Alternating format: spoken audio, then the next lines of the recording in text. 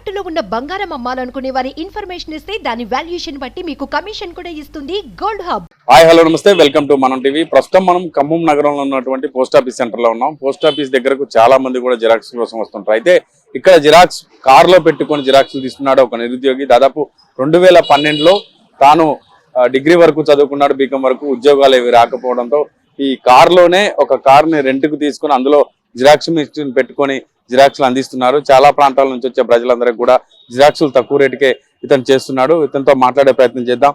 బాబు, మీ పేరేంటి? ఈ xerox machine ఎందువల్ల పెట్టరు? కోలా నరసింహారావు సార్. ఏ ఆధారం లేక ఇది పెట్టుకున్నా సార్. ఎంతవరకు చదువుకున్నాను? BCom sir. 2012లో 2012లో బీకామ్ అయిపోయిందా? అప్పటి నుంచి మరి ఏం చేసినావు?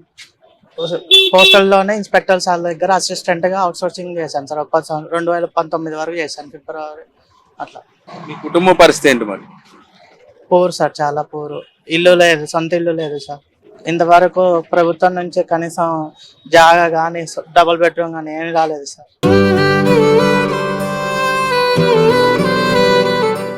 మరి డిగ్రీ వరకు చదివే కదా, గవర్నమెంట్ జాబ్స్ కోసం ట్రై చేయలేదా? చేశాను సార్. SSC గ్రూప్ 4 అవన్నీ రాశాను సార్, ఏం రాలేదు సార్. ఎన్ని సంవత్సరాల నుంచి ట్రై చేస్తున్నా? 2012 అయిపోయిన కానీ నుంచే సార్, మంచిగా ఏం రాలేదు సార్.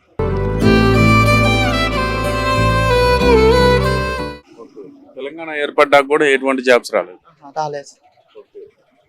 మరి ప్రస్తుతం మీకు ఎంత మెయింటెన్స్ వస్తుంటది నెలకి? మనం జిరాక్స్ తీసుకుంటే చాలా వరకు తక్కువ మంది వస్తుంటారు కదా ఇక్కడికి.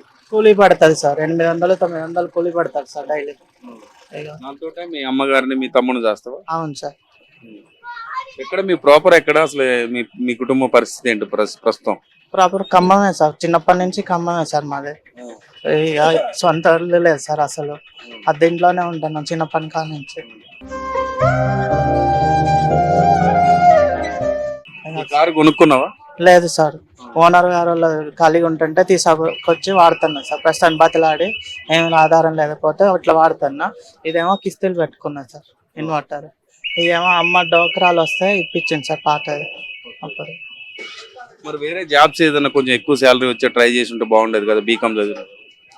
రాదు సార్. ఇక ఎవరి చేతి కింద చేసినా కూడా సార్ మాటలు పడుతున్నాం సార్.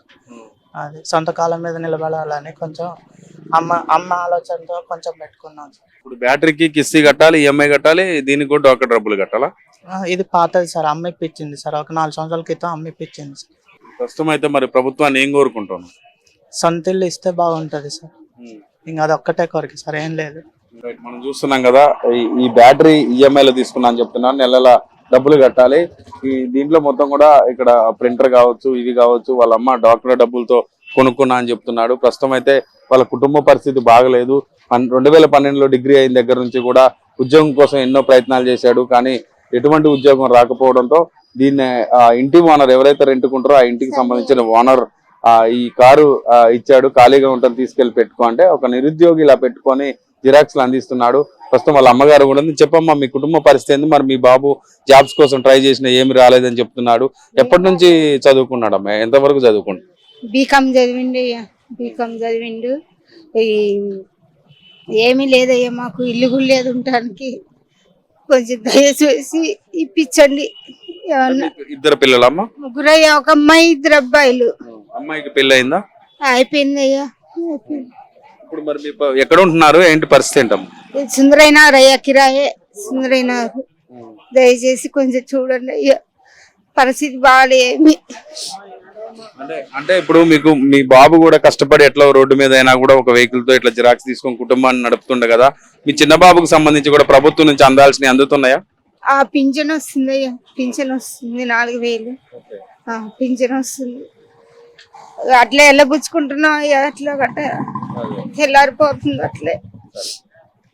ఇది మనం చూడొచ్చు. వాళ్ళ తల్లి కూడా కష్టపడి పనిచేస్తుంది. కొడుకు 2012లోనే బీకామ్ చదివాడని చెప్తుంది. అప్పటి నుంచి కూడా చాలా ఉద్యోగాల కోసం ప్రయత్నాలు చేశాడు. పెట్టే అప్లికేషన్లకే ఖర్చు ఎక్కువైంది తప్ప ఎటువంటి ఉద్యోగం రాలేదని చెప్తున్నారు. చాలా మంది దగ్గర పనిచేసి కూడా సరైన కుటుంబానికి సరిపోయే అవసరాల నిమిత్తం డబ్బులు అందకపోవడంతో ఇలా ఇంటి ఓనర్ సహాయంతో ఇలా జిరాక్స్ షాప్ పెట్టుకుని ఒక నిరుద్యోగి అయితే తన వంతుగా కృషిగా డెఫినెట్ గా ఆలోచించాడు. దీంతో పాటు వాళ్ళ కుటుంబానికి కూడా కొంత ఆసరా అందిస్తున్నాడు. ప్రస్తుతం వాళ్ళ కుటుంబ పరిస్థితి ఏమీ బాగలేదు. వాళ్ళ తమ్ముడు కూడా ఇంట్లోంచి బయటికి రాలేని సిచ్యువేషన్ ఉంది. ఈ బాబుని ఆదుకోవాలి, ఈ నిరుద్యోగిని ఆదుకోవాలని చెప్పేసి వాళ్ళైతే కోరుకున్నారు. ఒక సొంత ఇల్లు కూడా లేదు. ఏదన్నా ఒక ఇల్లు ప్రభుత్వం ఇస్తే బాగుంటుంది, గవర్నమెంట్ తరఫున వాళ్ళకి సహాయం అందిస్తే వాళ్ళ కుటుంబం బతుకుతుంది అని చెప్పేసి వాళ్ళ తల్లి కూడా ఎంతో విజ్ఞప్తి చేస్తున్న పరిస్థితి ఇక్కడ కనపడుతుంది. ఇక్కడ పరిస్థితి నరేష్ కిరణ్ ఖమ్మం.